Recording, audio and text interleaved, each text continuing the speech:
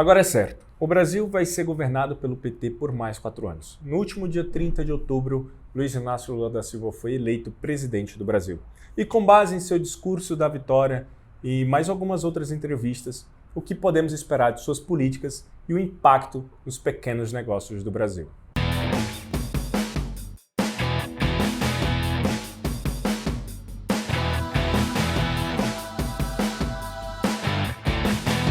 No tempo que eu governava este país, o salário mínimo tinha aumento real todo ano, porque é disso que nós estamos precisando, emprego bem remunerado.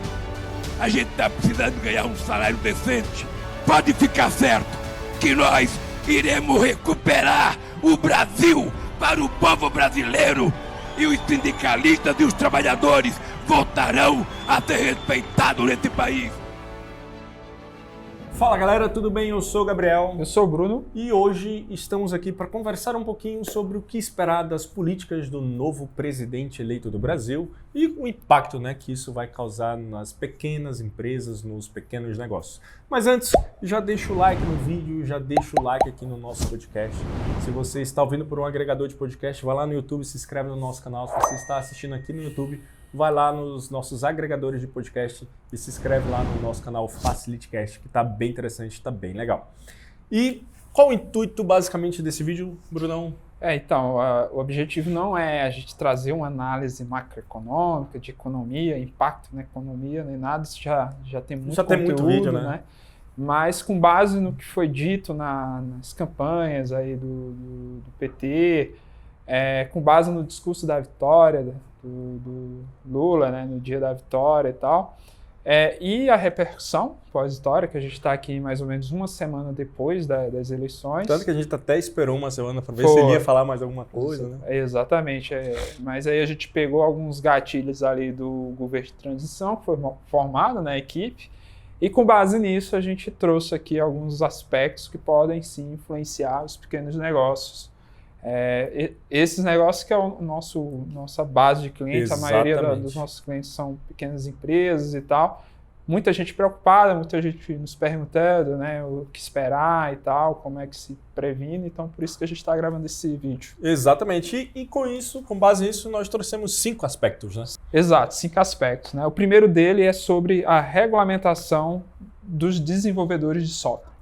Regulamentar a profissão de desenvolvedor como garantia de direito para os trabalhadores da indústria. Isso realmente é preocupante, porque aí é a política de esquerda, ele tem essa característica de intervenção e tal, de regulamentação de setores, e um dos impactos que não está certo, ele ainda não está claro, mas foi dito isso Não é nada oficial. Exato, ainda. Mas foi dito isso na campanha, mas assim, isso traria impactos negativos para os pequenos negócios. O primeiro dele, que eu destaquei aqui, obviamente vai aumentar os custos de desenvolvimento das pequenas empresas, A gente já sofre, as pequenas empresas já sofrem com essa questão do assédio das empresas gringas, internacionais, assediando os desenvolvedores brasileiros, porque eles são muito bons e depois da pandemia, essa questão de globalização, inclusive a gente até gravou já um vídeo a respeito, vamos deixar aqui, já existe esse assédio por parte das empresas gringas, E ainda vem uma regulamentação do setor que poderá onerar, ainda mais deixar a mão de obra cada vez mais cara. Cara, então isso pode ter um impacto, Um outro ponto aqui é que ele pode beneficiar os maus programadores, Uma vez que você estabelece, sei lá, um teto ou alguma coisa nesse sentido, maus programadores eles podem ser remunerados além daquilo que ele tem capacidade de produzir. Isso é um ponto complicado também, negativo. Outro ponto é com relação a inibir programadores, desenvolvedores que ainda não têm diploma. Com uma possível regulamentação, sei lá, uma criação de um conselho, enfim, algo nesse sentido, como por exemplo, na contabilidade, no direito e tal. Tem muitos bons programadores que eles não são diplomados porque essa área da programação é uma área que o livre mercado consegue exercer ali, porque muita gente ganha muito dinheiro, e nem tem diploma ainda, mas são excelentes programadores. Exato. Na própria contabilidade, conheço muito bons consultores contábeis, né? Que são Sim. contadores, porque não tem um diploma, não tem um CRC. Sim. Mas o cara entende muito de lei, de contabilidade, né? Então, Exato. é vice-versa isso aí. Né? E tudo isso vai aumentar a informalidade, né? Porque uma vez que o empresário vai ter dificuldade de contratar um desenvolvedor com uma base salarial, um piso, né, estabelecido, tendo que ser diplomado, ele poderá, né, contratar, né, através de outras vias, né? Através de como um autônomo, ou colocando ele como digitador, ou algo nesse sentido, e ter algum tipo de desvio de função. Então isso não é legal para o mercado, né? Tentar regulamentar, acho que existem setores que você tem que deixar a mão livre do mercado exercer, e aí ele mesmo vai tratando os bons dos ruins. Né? Exato, e querendo ou não, hoje nós já temos essa atividade regulamentada, né, através dos CNPJs, através das empresas. Sim. Já é algo que funciona oficialmente dentro da lei muito bem, né? Então, Sim. não vejo sentido também de querer mudar isso, né? Sim, exato. Uma situação recente sobre intervenção do governo e tal, sobre setores da economia, foi agora com relação ao piso salarial dos enfermeiros. Dos enfermeiros, né, que foi sancionada pelo Bolsonaro, antigo presidente, que estabeleceu o valor de R$ 4.750 para os enfermeiros, né, o piso salarial. E aí, até o Barroso ele revogou isso, teve uma votação no Supremo Tribunal Federal, mas assim, tanto que o Supremo ele exigiu um estudo pelo pessoal da CNM, que é a Confederação Nacional dos Municípios, e ela fez um estudo e que o impacto nisso nas contas públicas só dos municípios seria de mais ou menos 10 bilhões de reais por ano, e teria mais ou menos uma demissão de 35 mil profissionais, porque os municípios não iriam conseguir pagar as contas. Isso só no setor público, nos municípios, fora setor privado. Então, assim, o Supremo cancelou e, pelo menos até então, não tem expectativa de voltar. Uma outra situação de intervencionismo que foi muito famosa, que é estudada pelos próprios economistas e tal, foi a situação do imposto de luxo lá nos Estados Unidos, no final dos anos 80, né, onde se estabeleceu um imposto adicional para itens de luxo, né, barco, avião, relógio, com valor acima de $100 mil. Né? E aí, assim, o objetivo era o seguinte: os ricos pagam muito impostos, esses artigos que são de luxo, brinquedos de rico, eles não teriam problema de pagar um imposto a mais para a gente poder sair da recessão. Lembrando que os Estados Unidos estavam numa recessão absurda, né? E os resultados foram catastróficos, né? O primeiro aqui que é o seguinte, né? A produção de iates aqui, que é um dos setores de luxo lá nos Estados Unidos, chegou a um pico de 16 mil unidades de venda por ano, né? Nossa. Após a lei, caiu para 4.300. Caiu em 4 vezes. Exato. E em 92 foi o último ano, que ela durou só 3 anos, caiu para 4.250, né? Outra questão é que o imposto de luxo sobre o setor de iate, produção de iate, ele arrecadou 12 milhões no ano.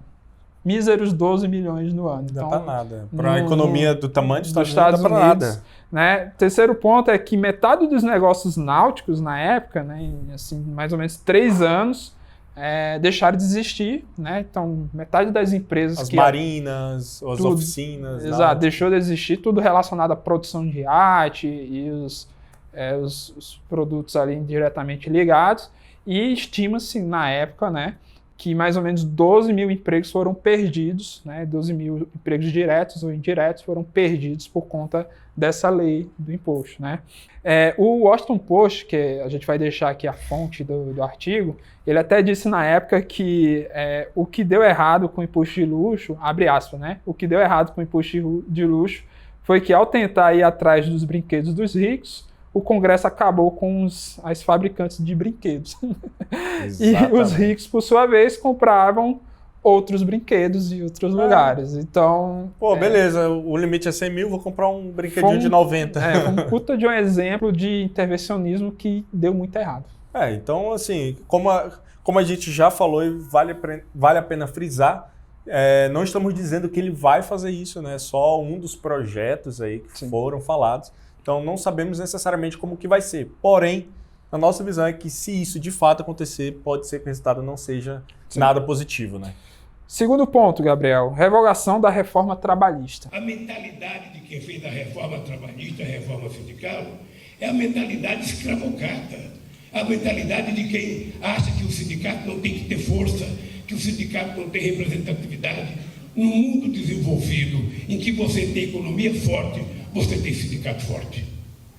Você tem em qualquer país do mundo. Então, isso é bem preocupante, né? Porque a reforma trabalhista ela foi criada ali em 2017 pelo Temer, né? E assim trouxe impactos, trouxe algumas evoluções com relação à relação trabalhista, né? Sim. E assim uma eventual revogação traria muito um impacto muito negativo. Exatamente. Porque o empresário ele se programa ali no curto, médio e longo prazo. Com né? certeza. Então, quando você cria uma lei ali em 2017, e após aí mais ou menos 5 anos já se quer revogar aquela lei, é bem preocupante.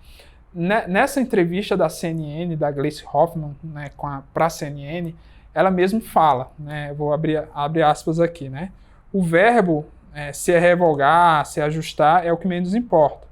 O que vamos comunicar com clareza a partir de agora é que a reforma vai sofrer uma adequação de modernização.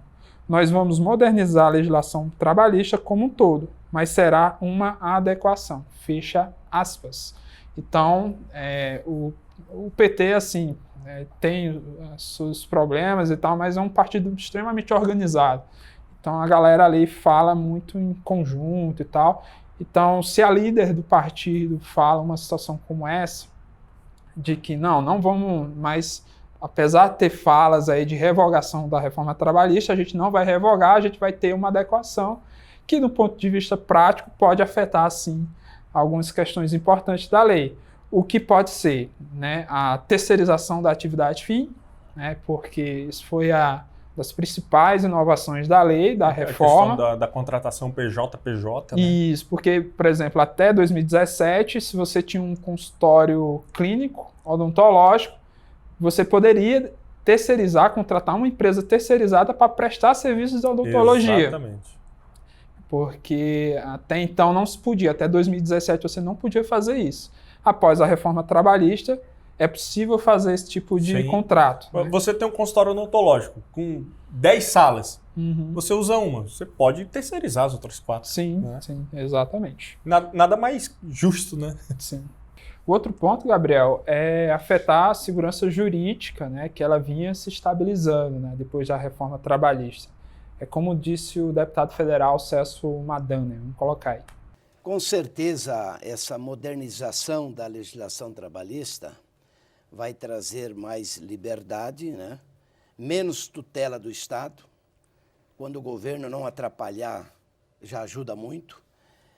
Mais simplificação, porque hoje nós temos uma legislação em vigor que incentiva o conflito, que incentiva a desconfiança, e vamos passar agora para uma legislação com quebra de paradigma, onde o diálogo vai prevalecer sobre os conflitos, quer dizer, sobre as divergências. O diálogo vai ser fundamental e vai trazer mais segurança jurídica. Não existe parâmetro no mundo igual ao Brasil. Só para você ter uma ideia, em 2015, 9,100 milhões de ações trabalhistas no Supremo Tribunal do Trabalho. Só para comparar, no Japão, 2.500 em médias por ano. Na França, em torno de 40, 45 mil ações. Nos Estados Unidos, que é maior que o Brasil, em torno de 70, 75 mil ações por ano.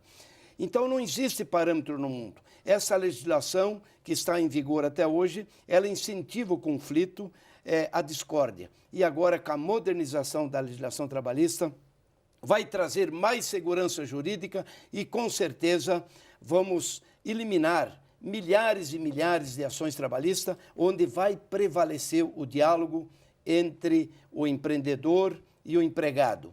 E isso que o Celso falou, Gabriel, de fato aconteceu, tá? Vamos colocar aqui o gráfico. A gente tem 2 gráficos aqui que vem lá do Tribunal de Justiça do Trabalho, que depois da reforma trabalhista, né, o número de casos solucionados caiu drasticamente, né? A gente vinha ali com mais ou menos 2,5 milhões de processos sendo solucionados, e caiu ali para mais ou menos 1,3, 1,4 milhões de processos por ano.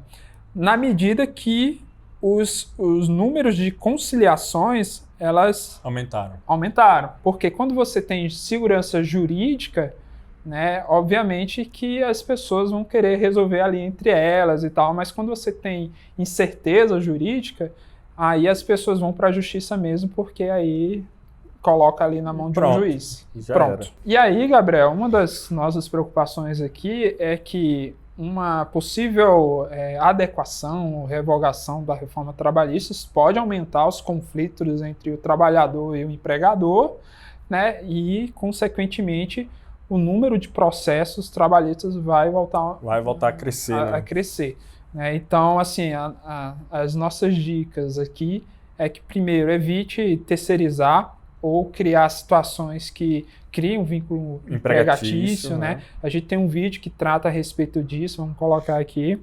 Mas, assim, nada de trabalho que caracterize subordinação, dependência financeira, algo nesse sentido, né? Alguns dos setores que você pode terceirizar, a gente destacou aqui vendas, através de um representante de vendas, profissionais de marketing, às vezes ele faz o marketing da empresa, faz de outra e tal, então mais tranquilo, profissionais de TI também, áreas de cobrança, pagamento, né? Aqui na Facility a gente tem o serviço BPO, que é a parte de terceirização de gestão financeira, pagamentos, enfim. Então você pode optar por essa estratégia e terceirizar algumas etapas, alguns setores que não é tão viesado para um vínculo trabalhista, né?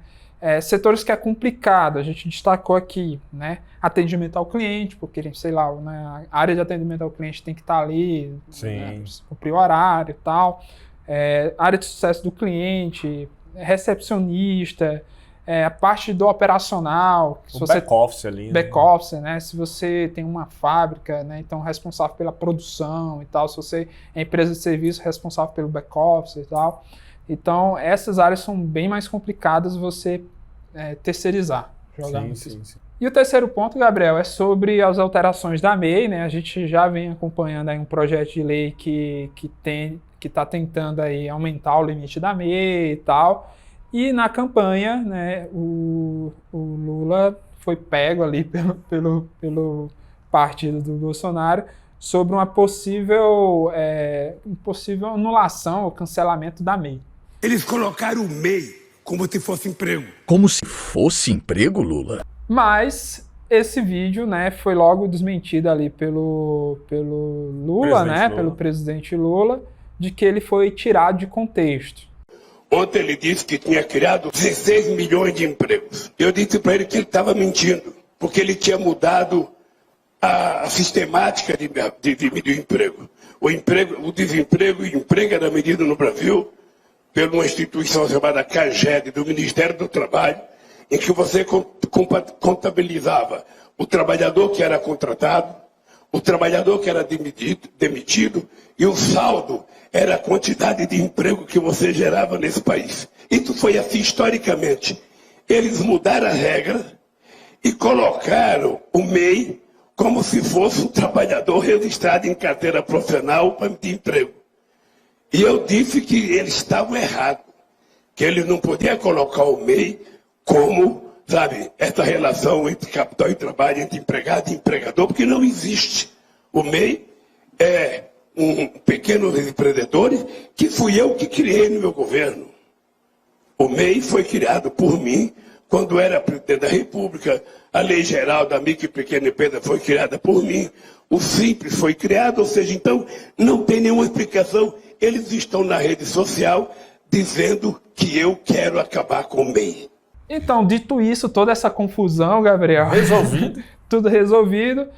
Vale lembrar que o Lula, né, como foi dito, ele que criou a lei, o MEI, né, ele criou o Simples Nacional e tal. Muito difícil ele anular, revogar um projeto bem complicado. Mas é importante lembrar que a MEI ela é muito limitada, tanto para quem está contratando uma pessoa via MEI, né, como para quem está querendo abrir uma empresa via MEI, né? empreender via MEI. Temos vídeos também aqui que trata das atividades da MEI e tal, mas se você perceber, elas são bem limitadas.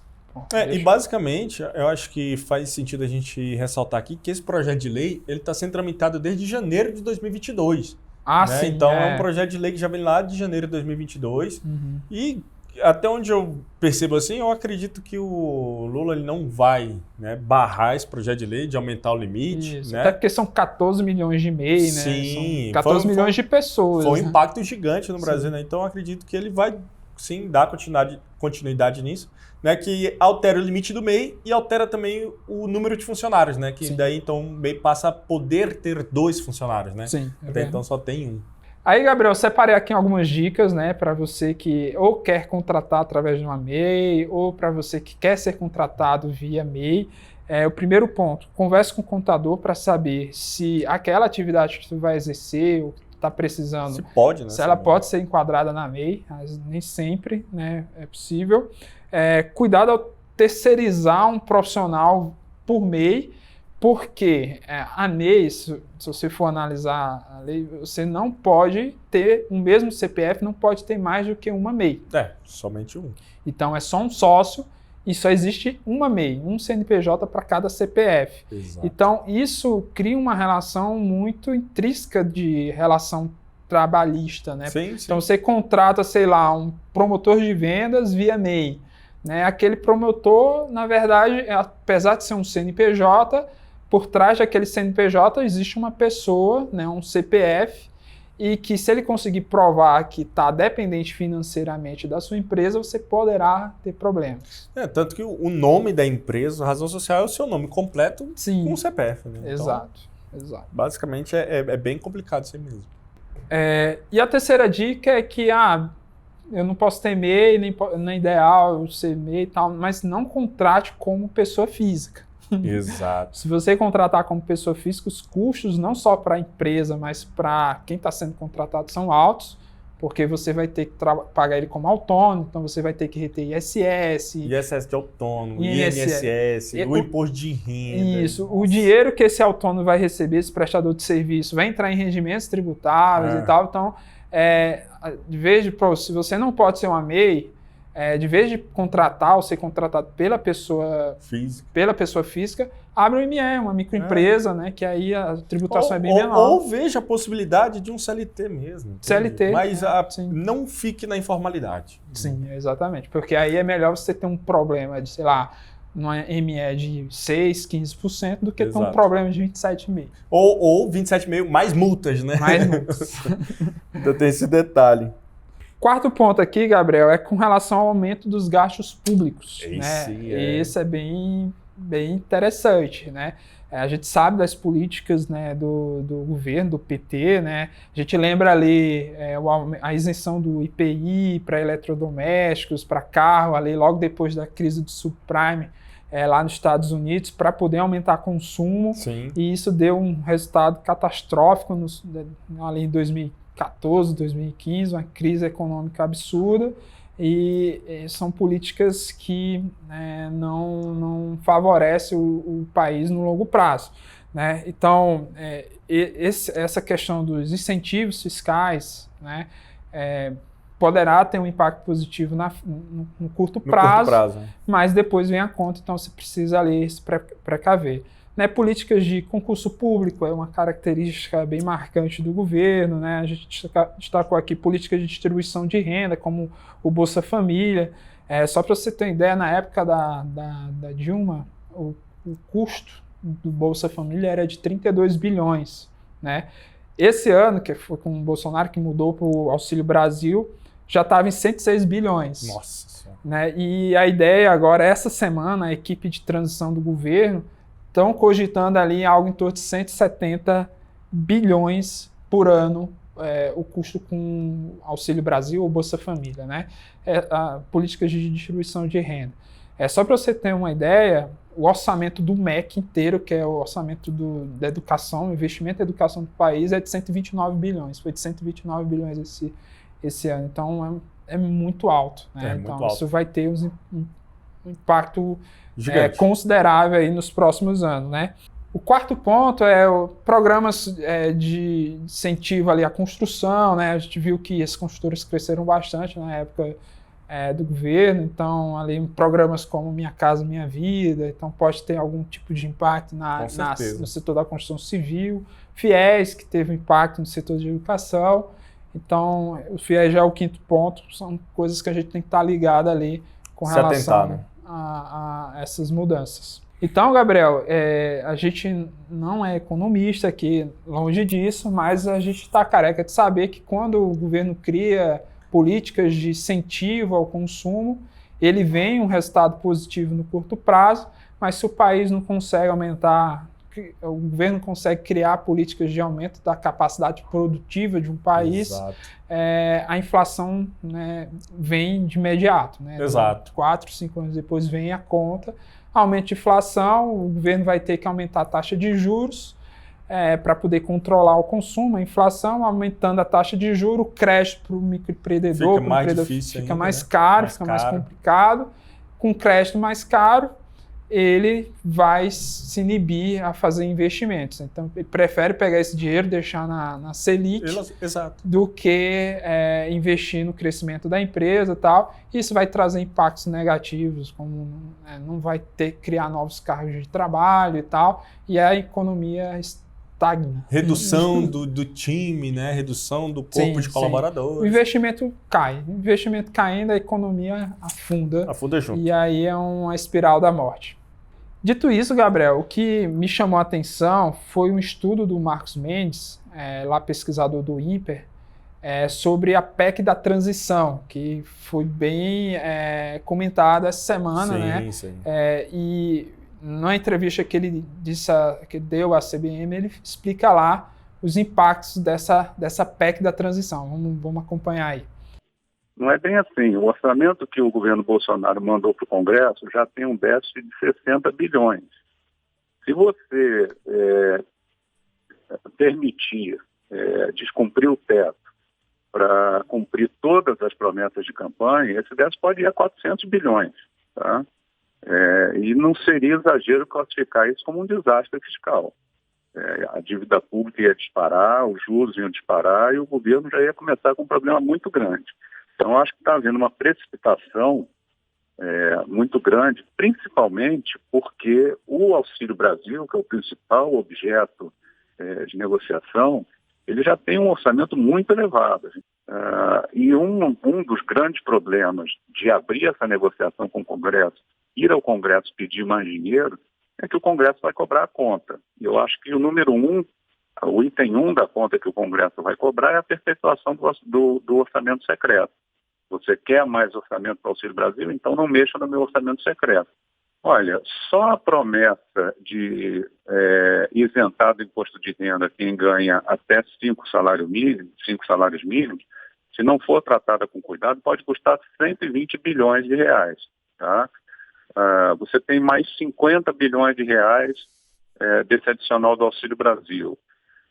Aí tem promessa de dobrar o reajuste dos servidores públicos, vão mais 12 bilhões.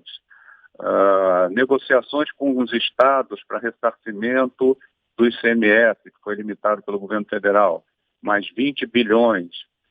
Recomposição de despesas de vários programas que estão muito limitados, como Farmácia Popular e outros, vão aí 20 bilhões. A promessa de retomar o PAC, por mais que os investimentos comecem devagar, vão mais 10 bilhões. Você tem pressões da Previdência Social, porque está desrepresando aqueles benefícios que não foram pagos durante a pandemia, então está aumentando muito a despesa com benefícios, mais 10 bilhões. Você vai somando tudo isso, você chega a esses quase 400 bilhões.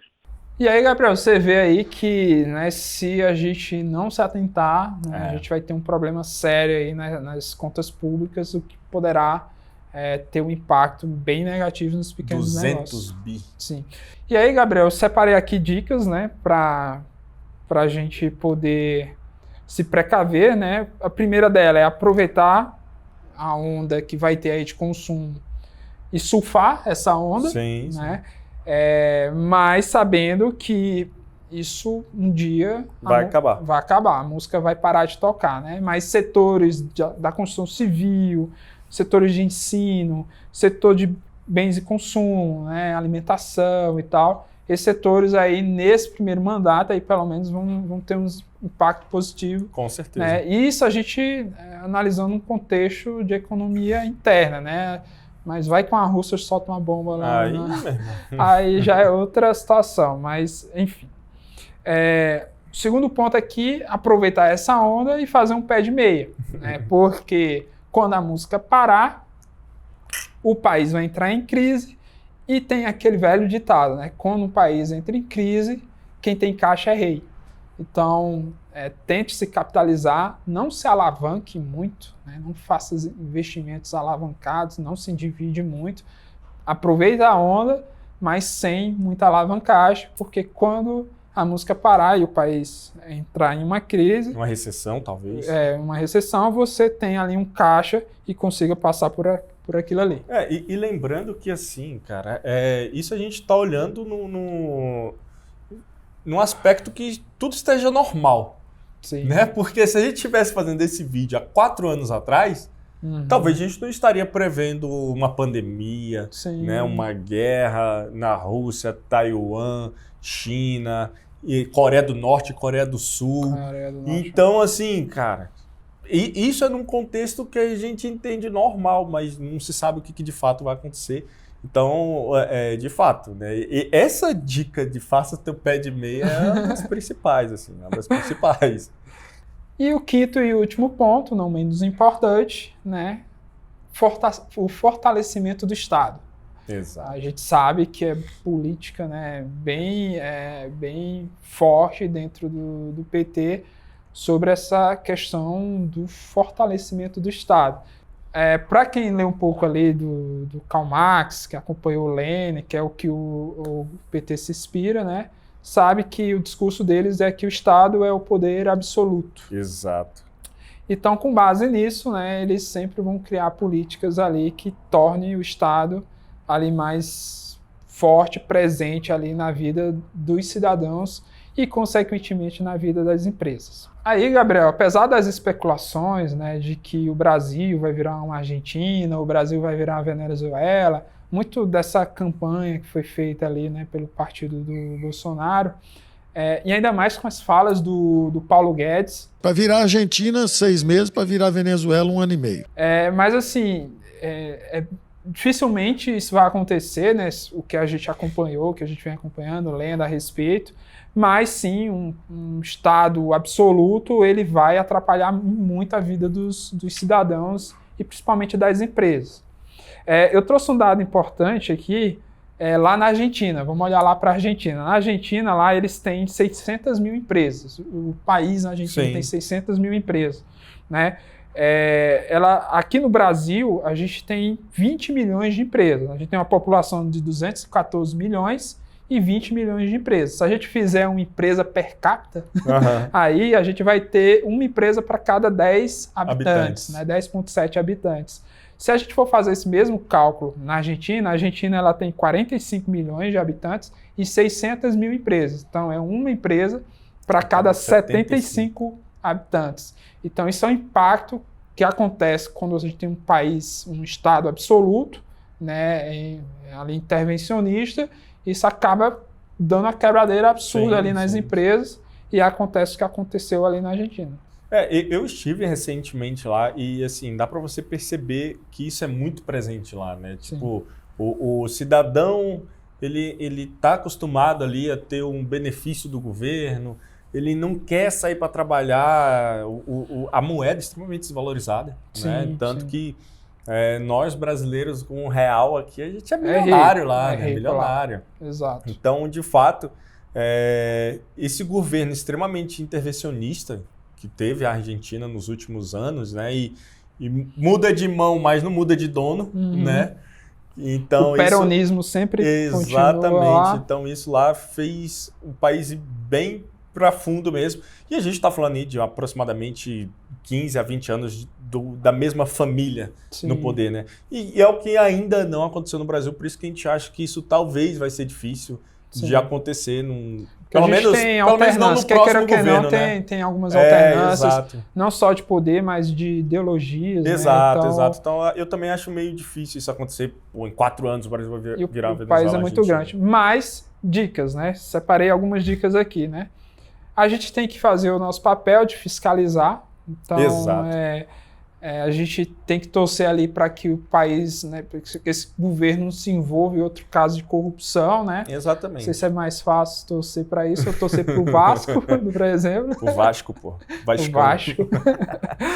Uma segunda dica aqui, Gabriel, é que foi através do governo Lula, né, que a MEI e o Simples Nacional foram criados. Né? O MEI, o Simples Nacional, ProUni, FIES. Exato. Né? Então são vários programas aí que foram bem importantes. A minha primeira startup, que foi a Digital Media, em 2010, ela foi financiada pelo programa da FINEP, o PRIME, Programa Primeira Empresa Inovadora, e a gente ficou incubado lá no Parque Tecnológico da Paraíba, no Nordeste, e a empresa recebeu uma subvenção de 120 mil na época. Então, foi o primeiro recurso, fundo perdido para startups, que tem notícia ali, foi através do programa Primeira Empresa Inovadora, recurso da FINEP. Então, assim, o governo ele tem algumas sacadas, né? Se o Lula, né, se o governo não tivesse uma visão de Estado e tal, não teria criado políticas, né, como Simples Nacional, MEI, o próprio programa PRIME. Então, apesar de ser um governo de esquerda, né, vamos torcer para que ele continue com esse tipo de inovação e não roube. Não, e aquilo que você falou, fiscalizar, né? Eu acho que assim, o primeiro ponto, de fato, cara, aceita, não tem muito o que fazer, né? Muita gente manifestando, fazendo isso, aquilo outro, isso não vai resolver. Então, o primeiro ponto é você aceitar o resultado, né, de fato, ocorrido, e agora fiscalizar, né? Fiscalizar fazer, e acompanhar. Continuar fazendo o seu papel de cidadão, né? Pô, eu fiz meu papel de cidadão, fui lá votar, agora... Beleza, bacana, agora faça o papel de cidadão, de continuar trabalhando, continuar estudando, obviamente, e fiscalizar, né? Acho que esse é o principal aí. Terceira dica é internacionalizar a sua empresa. Pense de forma global. O Mercado Livre, né, que hoje, sei lá, está valendo uns 40 bi, hoje aqui na Vale, com criações, na época com criações de R$70, deve estar uns 40 bi o Mercado Livre. É uma empresa argentina. Sim. Né? E os caras começaram lá na Argentina e vieram para o Brasil. Então eles já tinham uma visão ali, né, pelo menos ali de América Latina. E é uma empresa originária da Argentina, que é um país extremamente complicado para se empreender. Se você acha o Brasil difícil, a Argentina vai lá pra tu ver. Pior ainda. Carga tributária lá não é nada menos que 50%. Assim, então a gente tem um exemplo do Mercado Livre. Então, se você tem clientes que atenda de forma... clientes internacionais, se você tem um produto de escala global, considere-se, né, abrir, criar uma operação no exterior. A gente pode te ajudar, né? Exatamente. E aquele negócio que vovó sempre dizia, né? Nunca guarde todos os ovos em uma cesta só. Então, assim, independente do governo, né, que vai assumir, se fosse Bolsonaro, se fosse Lula, essa estratégia de internacionalização, de globalização, ela é muito importante, né? Sim. O Mercado Livre, ao ter essa sacada, eles criaram um poder muito grande aqui no Brasil e com isso, obviamente originário da Argentina, criaram um poder muito grande no Brasil e com isso hoje eles dominam a América do Sul. Né? Eles dominam a América do Sul, tem uma frota própria de aviões para agilizar as entregas e tudo mais. Então, assim, independente de qual governo vai assumir o Brasil pelos próximos 4, 10 anos, 50 anos, pense de forma globalizada. Isso é importante. Tem uma operação aqui, tem uma operação ali. Pense de forma macro, objetiva, que com certeza vai ser muito bom para você, vai ser muito bom para o seu negócio. E a Facility pode te ajudar, seja no Brasil, seja na União Europeia, seja nos Estados Unidos, seja na Argentina, seja no Uruguai.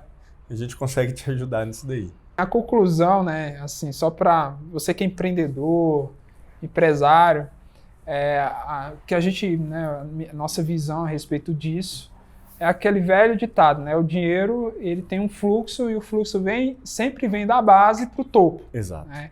Então vem sempre da base da pirâmide e vai para o topo, ali para a chamada burguesia, né? Pelo Karl Marx, né? Exato. Vem do proletariado para a burguesia.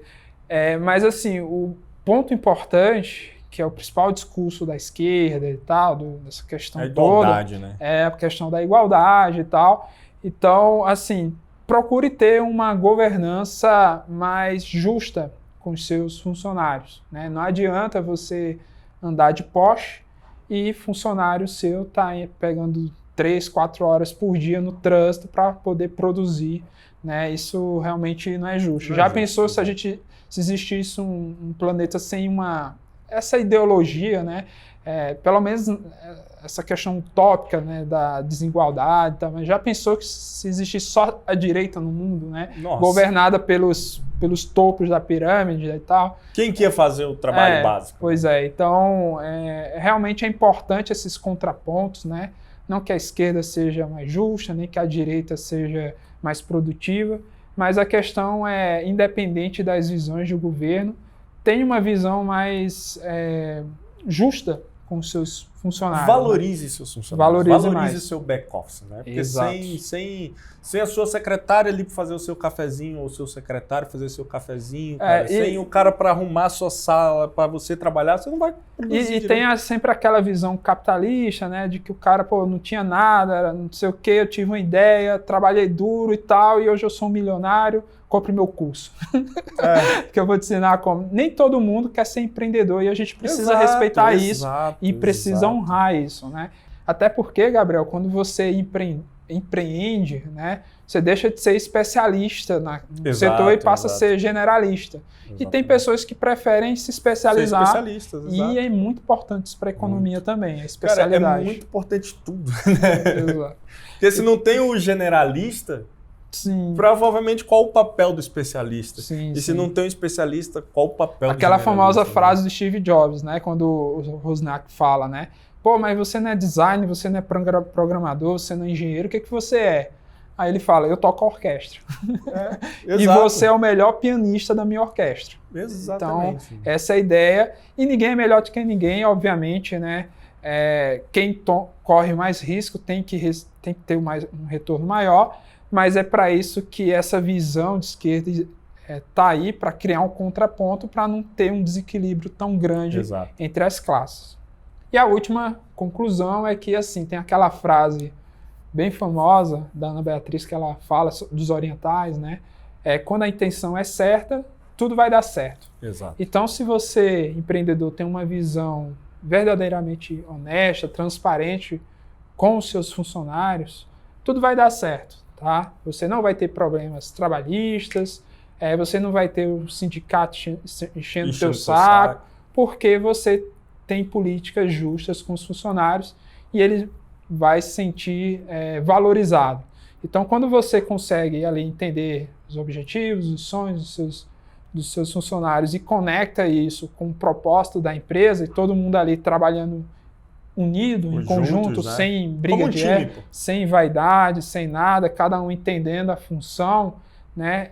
Esse tipo de problema de conflitozinho, de salário, de mimimi, isso aí logo se vai. Então, quando a intenção é certa, tudo vai dar certo. Então, tenha boas intenções, pense ali em criar um impacto positivo na sociedade e aí vamos arregaçar as mangas, trabalhar e a gente vai passar por esses 4 anos sem ter dor de cabeça com o sindicato e nem com a justiça trabalhista. Exatamente. E isso que tu falou, acho que resume todo esse vídeo, independente de governo, cara. Independente de quem ganhou, quem perdeu, quem ganhou.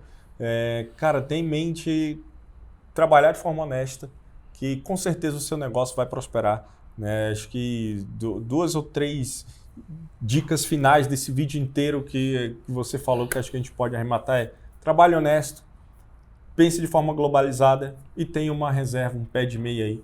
E, cara, tem tudo para você viver tranquilo pelos próximos anos aí, sem nenhum problema. Algo mais? É isso aí. É isso. Então, se você está pelo YouTube, já se inscreve no nosso canal aqui, já deixa o like. Se você está por algum agregador de podcast, já avalia aí o nosso podcast no seu agregador. Já salva também para você ouvir os nossos próximos conteúdos. Um forte abraço e até a próxima. Falou!